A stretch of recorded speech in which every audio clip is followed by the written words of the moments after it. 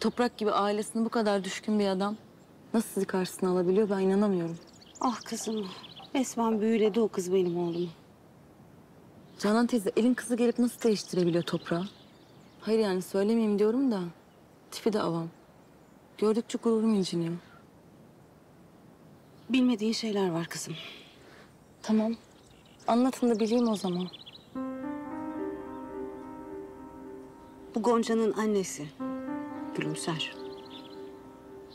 Zamanında Halil'e musallat olmuştu. Az mı uğraştım ben ya? Şimdi kızı çıktı geldi, oğluma musallat oluyor. Neden? Niye böyle bir şey yapıyorlar ki? İntikam almak için geldi o kız. Eminim ben bundan.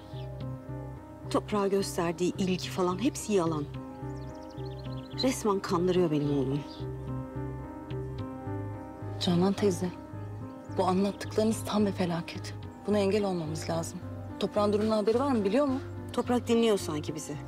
Gözü kulağı resmen mühürlü çocuğun ya. Nasıl yani, ne olacak şimdi peki? Bu kız gerçekten annesinin intikamını almaya geldiyse ne yapacağız?